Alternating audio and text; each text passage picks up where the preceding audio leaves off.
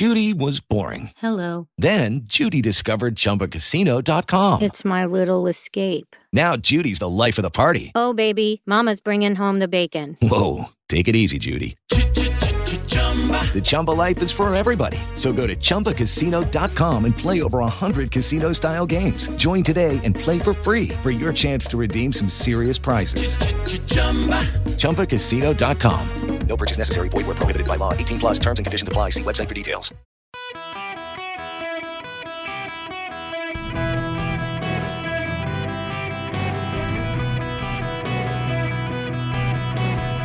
Welcome to the Eric Erickson Show podcast, Hour 1. Hello and welcome. It is Eric Erickson here, the Eric Erickson Show across the nation. The phone number is 877-973-7425. If you want to be on the program, I hope you had a wonderful weekend. I did. It was relaxing. All right.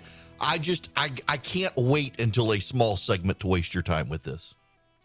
I got a pork belly from a place called Porter Road up in Nashville, and I smoked it this weekend. I've never smoked a pork belly before. Put it on the rec deck. Made pork belly burn-in jaw. I may have just discovered my new favorite food. It's like bacon, but something else. I put that bad boy on the smoker for like 2.5 hours cubed. And then I rubbed it in brown sugar and butter and put it back on for an hour. I think this will be the recipe this week. If you want to text the word recipe, singular, not plural, recipe, to 33777, I think at some point this week, smoked pork belly. For those of you who have a smoker, my gosh, was it delicious. I had like multiple pounds of pork belly, and I made it for the guys coming over last night on the front porch. There was literally not a piece left of it. It was incredible. Okay, now that I've got that off my chest, and it will no longer distract me because they ate it all. I assumed they would eat the other stuff. Nope, they ate it all, so I had no leftovers of it. I can move on to other stuff. As I have said repeatedly, we are a profoundly broken nation full of broken people these days. And the brokenness on the left, part of the problem that we deal with as a society is that they're not willing to acknowledge their own brokenness. The level of hysteria over Republican calls and criticisms of the FBI have just taken on a new dimension. I want to play for you this audio clip of left-wing Washington Post columnist Dana Milbank. He's on George Stephanopoulos' show. Listen to this. Look, this has been a horrific week in the sense of the threat to the rule of law. I mean, Republicans, with their violent talk, actual violence, have lit a bonfire in the threat of the rule of law. Earlier, Governor Hogan was saying he thinks this week was a win for Donald Trump. I think it's exactly the opposite. We can talk about them motivating Donald Trump's base. Guess what? They were already motivated. But what's happening now is they are putting Donald Trump on the ballot because of the way the Republicans have all grasped around him, the way they're going to knock out 9 of 10 of the House Republicans who voted for impeachment because of the Dobbs decision, because of the January 6th hearings. More and more, the midterm elections are looking less like a referendum on the Biden administration, more like, do you want MAGA back? And I think that is going to be the long-term takeaway from this week. You know, the fact that they're trying to do that, and of course this has been the wishful thinking of the left for a while, that they're going to try to make it a referendum on Trump. That's what they've tried to do. You had Joe Biden a while back with his ultra MAGA line. That's what they've been trying to do. There's a real problem here. It is that the left is unwilling, unable, incapable of acknowledging violent extremism on its own side. And this, my friends, sets the stage for really the next several elections. Follow along with me here, if you will. Do you remember Andrew Joseph Stack III? You probably don't.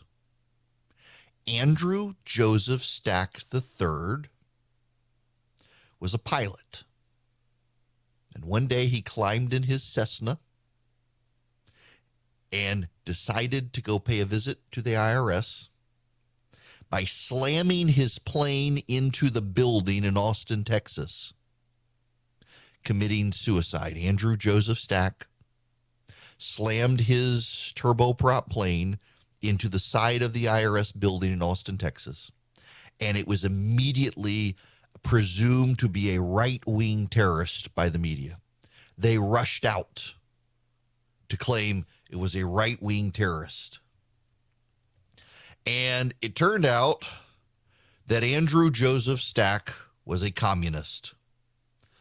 And Andrew Joseph Stack was upset that the IRS was not taking from the rich and giving to the poor and was wasting money. And he was tired of seeing widows suffer and people not get compensation. And he was tired of his own dealings with the IRS. He committed suicide and decided to take out some IRS agents with him. He was immediately presumed to be a right-wing nut job. James J. Lee, the same year in 2010,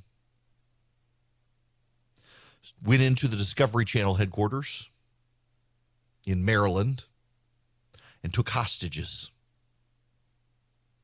The police stormed the building. They killed him while it was going on. Blue check progressives and members of the media presumed it had to be a conservative. It had to be a conservative. Why would someone on the left storm the Discovery Channel's building and take hostages? I mean, obviously, it was someone on the right who was upset with the Discovery Channel and its coverage of climate change and progressive ideology. Turns out, James J. Lee was a far-left environmental radical who believed that the Discovery Channel was not doing enough to fight climate change. He was an environmental militant, they had to admit.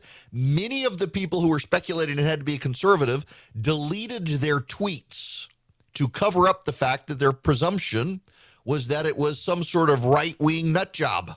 Turns out he was a left-wing environmental fundamentalist who believed that the Discovery Channel was not doing enough to advance the climate change message. It needed to do more. He died at the scene, shot by police. Floyd Lee Corkins went into the Family Research Council in Washington, D.C. The Southern Poverty Law Center had labeled the Family Research Council a hate group. I have a lot of friends who worked there at the time. And Floyd Lee Corkins stormed into the building with bags of Chick-fil-A and a gun. Floyd Lee Corkins had been inspired by the Southern Poverty Law Center's website and anti-FRC rhetoric to go to the building, murder the employees, and stuff their faces with bigoted chicken sandwiches from Chick-fil-A. Floyd Lee Corkins was a gay rights activist. He was stopped by the hero security guard of the building, who himself was shot, but was able to incapacitate Floyd Lee Corkins, who's now in prison. James Hodgkinson attempted the mass assassination of Republican members of Congress. Again, a Southern Poverty Law Center fan and a massive fan of Rachel Maddow and Bernie Sanders.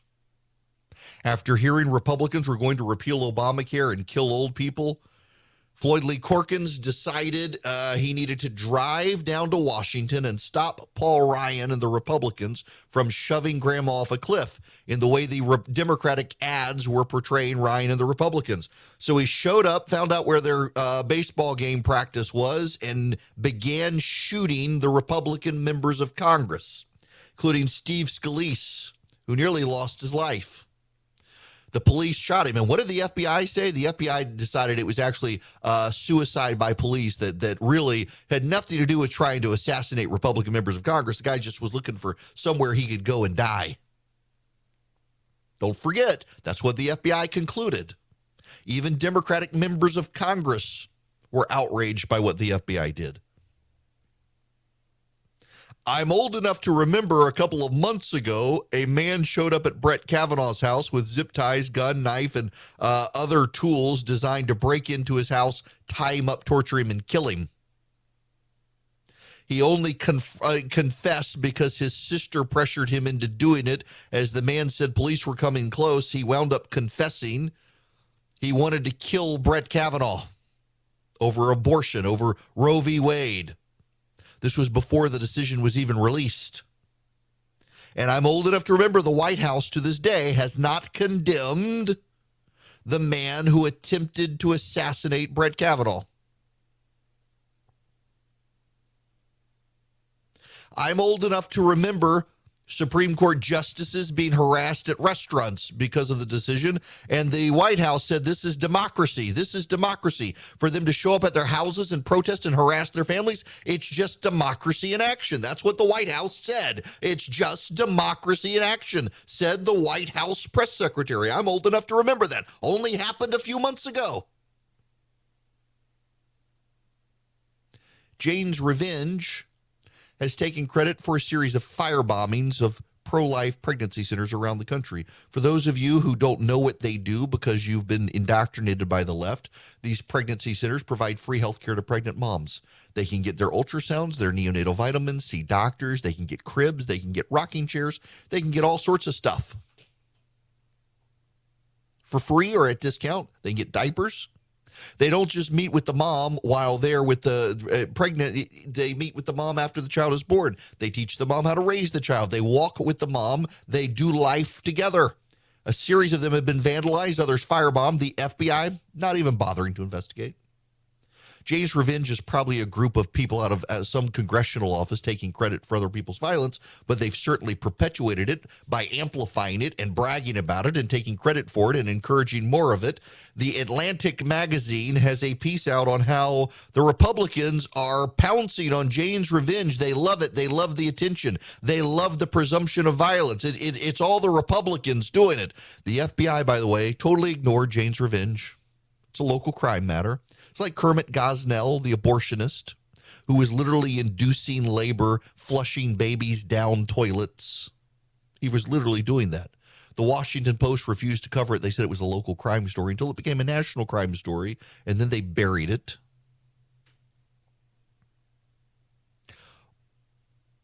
Then, of course, there's Antifa.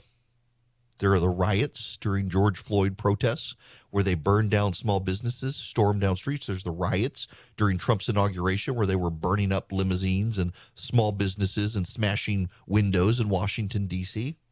The media never wants to lecture the left on its violent tendencies. The media never gives a damn about the left's violence. The media only ever hand-wrings about, oh my gosh, Donald Trump said something, and now Republicans are criticizing the FBI. There was more coverage of some dude walking into an IRS or FBI office in where was it, Indianapolis, with a nail gun the other day than there has been national coverage of Jane's Revenge burning down pro-life pregnancy centers around the country.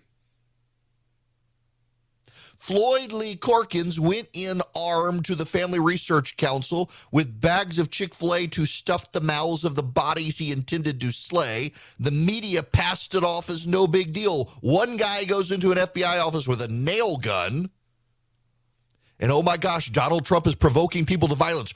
Right-wing extremism is all the danger today. How can you take these people seriously?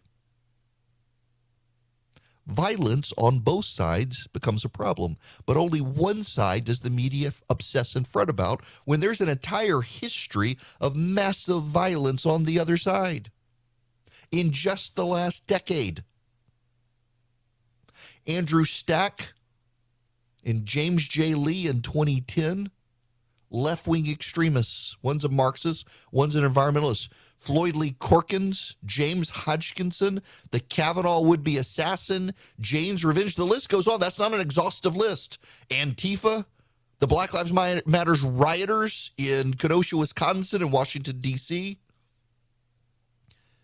And yet no one in the media cares. It's mostly peaceful, you know. It's nut-picking to say that one person is representative. And yet you label the entire right wing as extremists because the FBI overplayed its hand, went into Donald Trump's home and took documents out. They could have come up with a better way to do it. They did not exercise prudence in the way you might say they did with Hillary Clinton, and you people want to continue to give them a pass and then scream about right-wing extremism. Is it any wonder people don't take the press seriously these days? Violent extremism is a problem on both sides. But when only on one side is held to account and it's over-exaggerated and overplayed, why should anyone take the press seriously on any of this stuff? The answer is you shouldn't, nor should you take the Democrats seriously on this stuff when the Democrats have a history of egging on violent extremists on their own side and then pretending they didn't or it didn't happen when it did. They're still protesting Supreme Court justices, and the Democrats are still fine with abortion extremists firebombing pregnancy centers, and yet don't criticize the FBI, and God forbid you show up with a rosary somewhere and pray. You'll be a right-wing extremist. Hello there. Welcome. It is Eric Erickson here. Do not forget you can sign up for my daily email and you get all the great stack of stuff that comes at noon as the show begins. So it's show prep for your mind and all the stuff I'm talking about today. You can see, for example, Liz Cheney is a 29-point underdog in the Wyoming primary tomorrow. Her political obituary being written. And all the other stuff we're talking about today is right there in the show notes email. You get it by texting the word data to 33777, and you will see the very first link. Click it, subscribe. You can subscribe to the free content. If you want the show notes, it's just $7 a month. That's all. Now, we got other stuff we've got to move to. Interestingly enough, the Democrats are making a big play on abortion this year. They're trying very hard because of Roe v. Wade and what they saw in Kansas to make the entire election about abortion. Now, I've seen one of those ads and in Georgia. Let me see if I can pull up the audio here. Stacey Abrams abortion ad, because this one is actually pretty damning, if you will, in just how malicious it is. It's a flat out lie by Stacey Abrams in her advertisement that she's pushing in Georgia. This is it. It's an attack on the women of Georgia. Brian Kemp made abortion a crime before many women even know they are pregnant. Stop right there. No one in Georgia made abortion a crime. It is not a crime. You will not go to jail. And he supports a total ban. Even if I'm right. That's not actually true either, but yet she's saying it. A victim of incest. That's not actually true either. Pregnancy. Criminalize women with jail time. Outlaw some birth control. Under Kemp, I could be investigated and imprisoned for a miscarriage. That's not true either. There's actually an exception to the law. So this is a woman, Stacey Abrams, running this ad who claims she's all about facts and truth. And Brian Kemp's lawyer. Everything in this ad is a lie. But also, isn't it deeply damaging to a lot of women? She's using fear and lies to try to get women. How many women may now be worried that they have to go to the hospital because of a miscarriage? How many women might be injured? I mean, listen, they say this about Roe v. Wade, that Roe v. Wade going away. How many women will die because of it? How many women will die because they believe Stacey Abrams' sick, lying rhetoric? And she's not alone nationwide saying stuff like this. This ad is flat out not true from beginning to end. It tells a series of lies, not mistruths, not misstatements, but lies about Brian Kemp and what Georgia's law is. How many women will believe Stacey Abrams to their detriment and possibly to the loss of their life because they believed her? And yet she claims she's the truth-telling candidate. And they're doing this all over the nation. They've given up talking about anything else except abortion. It's not going to matter because it's the economy, you idiots. The economy is what's going to matter. And the economy isn't good with Joe Biden as president, a man whose name Stacey Abrams won't even say anymore. If you'd like to be on the program, you can by calling 877-973-7425. I got to play you this audio from CBS News. Now, I I got to do credit here to CBS News. So CBS got attacked over the weekend for running a story attributing childhood obesity to climate change. If you actually listen to the reporters are laughing about the study and dismissive of it. But I gotta play you this audio before we move further in. Here we go from CBS News.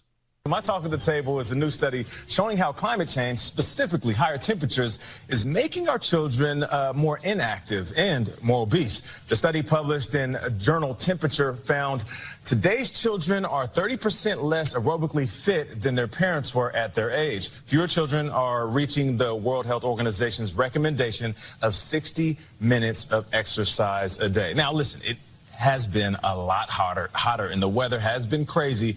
But I think it also has to do with technology, you know? Yeah. It's one thing not to go outside, but these kids don't go outside because they can stay inside and be on their phones, play video games, and be social without having to go outside and be social. Did you always go outside as a kid? I mean, I always went outside. On your bike, playing all in the day trees. long. I love that. It's different now. You don't see as many kids outside running around. Yeah. And so that they're saying it's because of climate change. Yeah. They are fairly dismissive of it, even in the looks on their faces. But here's the thing. While the CBS anchors seem to be pretty skeptical of a report showing that kids are obese now because of climate change, the fact that they even ran it as a story and that this was a researched paper is telling. Well, we are getting to the point of unfalsifiability in the claims about climate. Now, I'm going to tread on some thin ice here. I recognize it. But I got to tell you, I get confronted regularly on social media by atheists, militant, angry atheists, who say everything I claim about faith, it's the imaginary sky god, imaginary sky fairy. It's unfalsifiable. It's all by faith. This is the same thing with climate. I say I've got eyewitnesses to the resurrection. They say they have computer models showing climate change. It's by faith, but of course, I have the profound certainty of the resurrection. They have a computer model. What I find so striking here is that everything now is attributed to climate change. There's a story out today. This one gets me. So California has been having droughts. They got a water shortage. And now suddenly there's a hysteria story in USA Today. Let me read this one for you. Experts warn California of a disaster larger than any in world history. It's not an earthquake. A new study says that as the earth warms, a massive California flood gets more likely. One that could swamp Los Angeles and displace millions. Now, California and the West right now are in historic droughts. They're having monsoon season right now, though. It's getting a lot of rain in Arizona, not enough. They're so short of water. The states that use the water from the Colorado River are having to come up with a plan. They're having to try to figure out how they're going to balance that water. And along come scientists and say, oh my goodness, climate change makes it more likely you're going to have floods. Now, California refuses to build more water reservoirs. In fact, one of the stories that rarely gets told by the press concerned with water shortages in the West is how environmentalists in the late 60s and the 70s began blocking plans to build new water reservoirs in California to keep up with growth. Jerry Brown, the former governor there, his father had been governor and had massive plans for massive reservoirs throughout eastern California in the desert to collect rainwater that was coming out of the mountains, store it there in big lakes for California to use. And they refused, the environmentalists did, to go along with it. They blocked the programs, blocked the dams. And now California, which could have extra hydroelectric capacity and water reservoirs, is suffering from environmentalists. You're not allowed to talk about that, though. It's all documented history. But amazing, isn't it, how we talk about overgrowth and too much growth, and California didn't manage. Actually, California had a plan to manage its growth. But the left, back in the 60s and 70s, blocked it all. Now we have a study that's come out that claims climate change is going to cause floods in California. They might need some extra rain in California. They might actually need reservoir capacity in California, which they don't have. But it's bigger than that too. And herein lies the problem. Everything gets blamed on climate change now. Political violence around the world is getting blamed on climate change. Riots getting blamed on climate change. The mass migration of people to the United States from Central and South America getting blamed on climate change. Childhood obesity now getting blamed on climate change. It's unfalsifiable. It is. So a long time ago, in the Middle Ages, demons, witchcraft, and the vapors were to blame for everything. Well, there's a vapor in the air, and that vapor in the air is what's causing the person's madness. Someone cast a spell. If we find the witch and burn the witch at the stake, we can cure the problem. This is modern witchcraft, sorcery, and mythology. Everything is blamed on climate. Your child is getting fat. Well, it's because your child doesn't exercise enough. Well, that's because it's too hot outside for your kid. It's not that much hotter than it has been. Even so, it's actually been pretty mild here in the deep south in the last week or so. We're on the verge of rebounding up to some temperatures. But, in June it was pretty mild. We've had a lot of rain. It's made things humid, but it's been livable. It's not really that different. I mean, I'm in middle Georgia. It's not nearly as humid as it was when I was in South Louisiana and hot Louisiana, hot, humid South Louisiana, hotter than it is here. And I was outside all the time as a kid. My grandparents lived on a big plot of land. There's a bayou in the back and forest. I'd go out there with my best friend, Ryan Ivy. We would play all over the place. We'd stay outside all day. My parents were very hesitant to even get me a Nintendo. They didn't want me to come inside and play video games. We finally got a Nintendo, but we were still outside a lot because you couldn't pop firecrackers in the house, and we loved to sneak and shoot firecrackers. It wasn't any cooler then than now. But no one was blaming climate change. It's become unfalsifiable, but it is a cult into which the Democratic Party has fallen.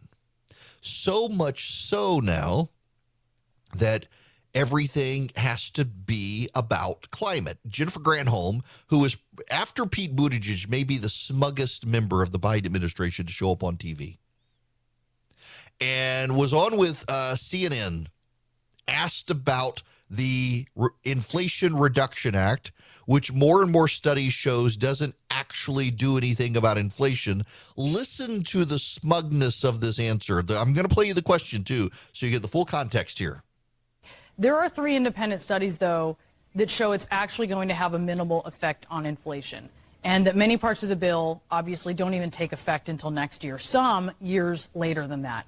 So what specifically will this bill do to lower costs for Americans right now?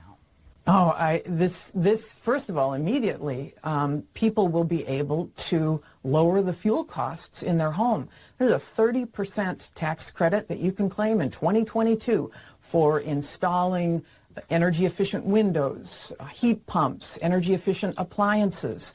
That is right away. And on top of that, of course, if citizens want to install solar panels on their roofs so that they can generate their own power, that's another 30% tax credit. And, of course, there's the tax credits that are at the dealership for the automotive sector, for electric vehicles. So, and if you install an electric vehicle charging station in your home, you can also get a tax credit. So there's many ways that this bill lowers the costs for everyday citizens. And that's one of the reasons why it's anti-inflationary, is to lower the cost.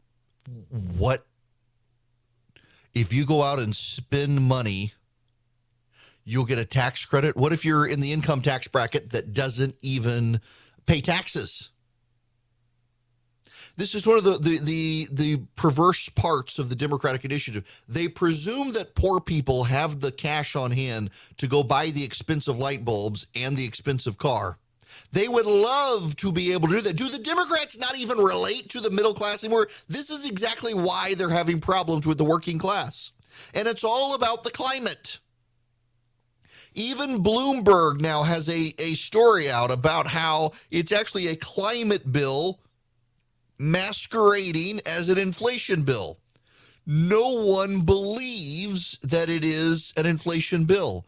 John Carl filling in for George Stephanopoulos over the weekend with the White House press secretary.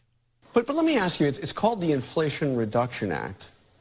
But the Congressional Budget Act Office, which is nonpartisan, said that there would be a negligible impact on inflation this year and barely impact inflation at all next year. I mean, isn't it almost Orwellian? How can you call it Inflation Reduction Act when the nonpartisan experts say it's not going to? So I appreciate that. I appreciate the question. We've actually addressed this, the CBO. It was the top line number. There's more in there that shows that it will have the money from. Remember how we're doing this too. It's making sure that billionaires in corporate America are paying their fair share, making sure that that the tax code is a little bit more fair. And so when you do that, when you put it in its totality, you will see that it will bring down, lower the deficit, which will help fight inflation. Look, here's the thing: we have 126 economists, both Republicans, both Democrats, who have said it's going to fight inflation. We have 5 former Secretary of the Treasury. Well, there's more to it. It's just more to it. Yes, it's climate. That's what it is. If they solve the climate problem, and essentially what they want to make the argument about is that because it will take us away from oil and gas long term, it will reduce inflation by getting rid of those pressures on energy. This is cult-like obedience to an imaginary God. And you and I are forced to suffer for their gods. This is the most bizarre move that this White House has done. And I just I don't think we've seen polling yet that digests the fact that the Democrats just passed a Inflation Reduction Act that does not reduce inflation in any meaningful way. And their solution is, well, if you'll go buy an electric vehicle, an electric charger, we'll give you tax credits and that'll save on your taxes and that'll help with inflation. That's their answer.